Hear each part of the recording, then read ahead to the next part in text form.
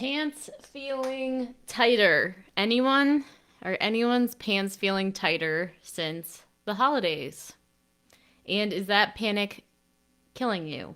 So, I was just talking to a friend of mine, and she is actually recovering from anorexia. Really bad body dysmorphia, really bad, anorexia. Just like all the things, just like this. She grew up in a place where she was in FA from a very young age. She went with her mom, and because of that, it's just like her brain got morphed into the place, like so many of us with diet mentality, whether yours was with FA or Weight Watchers, right? That for me, when I was 14, I started doing Weight Watchers, and those early age of diet mentality, or even if you never did any kind of, FA, OA, or what's the other one? Anyway, any kind of, structure like that, or any kind of diet or whatever.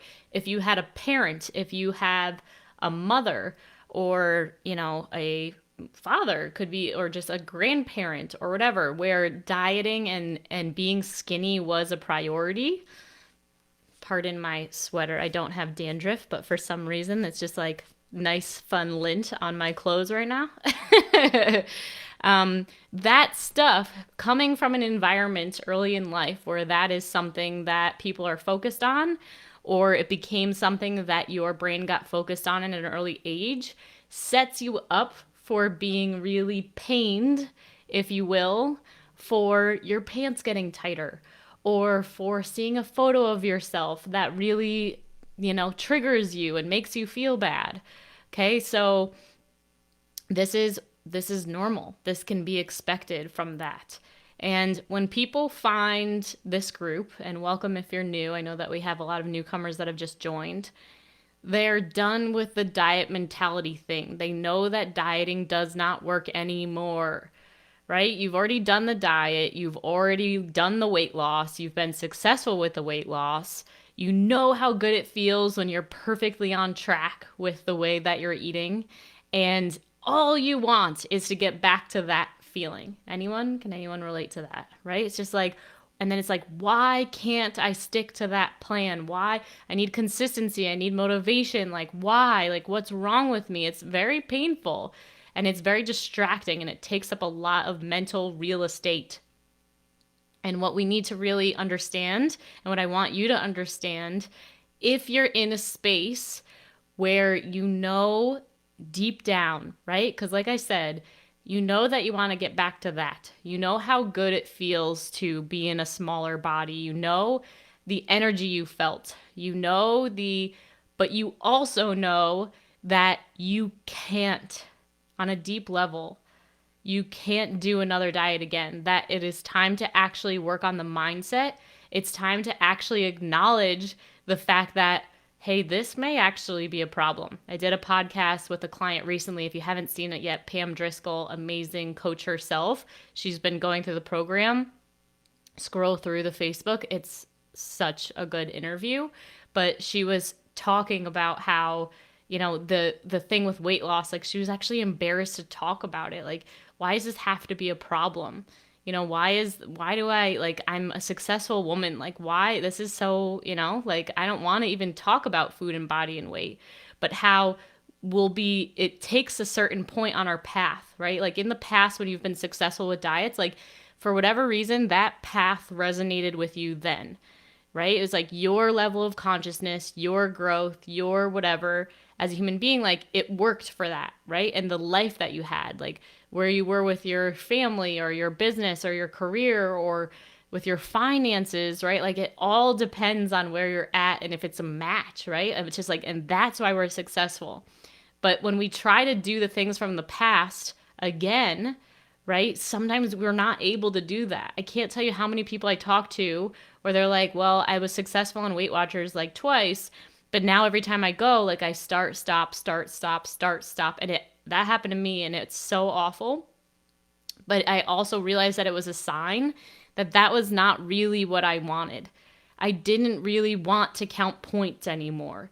I didn't really want to weigh and measure my food anymore, right? I really wanted to learn how to love and accept my body now. I really wanted to be completely free from food, no matter what that meant for my way that I looked, right? Like I wanted to trust myself and my body. I wanted to be able to eat intuitively like a quote unquote normal person gets to eat. I wanted all of that now. And so I'm the type of person, right? And I imagine if you're here, it's like I'm willing to do whatever it takes to get that. I'm willing to do absolutely anything it takes to get that. Okay? And that can be a lot. It was painful to get out of diet mentality construct. I was really kind of messed up from it, from doing it from 8 years old, right? Was when I was taught about calories and fat content and portion control, all the way, Slim Fast Shakes by 4th grade, Weight Watchers by 8th grade, right? South Beach and Atkins. And I did all the things. I was a personal trainer. I was on the tennis team in college. I became a nurse. Like I knew all the health things, and right? And it's just like all part of the path. You can just see it all, unfold. And I thought that, for a while when I would be going to the gym all the time, I'd be like, oh, I don't have a problem, right? Like I would be like, oh, I'm pretty much an exercise addict. Like it's not a problem at all. And I had a therapist who said like, well, like it can be a problem. And it wasn't at the time, but then it got to a point in my path where it was like, I went back to that same therapist and I was like, actually, it is a problem now.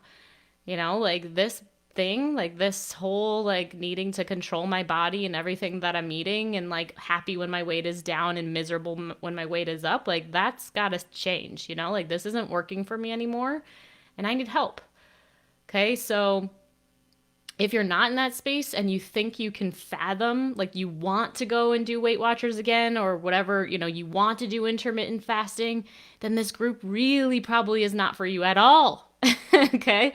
Now, with that said, we have people who join our program who are on Weight Watchers when they do this because they want to do the mindset at the same time, or they are, doing intermittent fasting. So it's not like you can't do the mindset piece at the same time. But I will say it can be more challenging to try to live in both worlds because those worlds do come from managing, controlling what you're eating and the way that you're weighing and, all that kind of stuff. And this is about getting onto a train for yourself where you don't have to think about food at all anymore. Like you just get to live your life and like everything is an empowered choice. Like you get to have whatever you want, any day you want. Right? Like it's not something that's emotionally charged for you anymore. And it can be a challenge. Like really hard for my friend who, is getting past the anorexia, right? Like her body weight has gone up and it's not comfortable. And it makes the mind, because of diet mentality, think that you're a failure if your pants have gone up. But what if you're actually not? Like, what if this is actually happening for you? What if the fact that you can't stay consistent on your diet and all of that kind of stuff is because the universe is trying to push you into a direction that's more in alignment with where you're at now? Like, what if there's so much more deeper meaning to your life, right? So I had all this stuff tied into having a perfect body. Like, it was like, in order for me to attract my perfect mate, like, and like have my soulmate, like I can't date if my body is bigger. Like first I need to get skinny and then I'm going to date, it's just like, no, it's the opposite. What I was doing was actually pushing away my best life by trying to manipulate and change things and just make my weight and food stuff have to do with fears. Like when it was motivated by fear of like, well, first this has to happen. And then when you actually get present to what you actually do want, right? And it's like everything lines up. Okay. And it's like, what if the reason that the weight loss, the diet thing isn't working for you anymore is because it's not what you actually want. It's not aligned. It doesn't make sense. Maybe you're trying to build a business or you have a new family or you have a dying parent that you're taking care of. And like, what if that stuff doesn't matter for you anymore?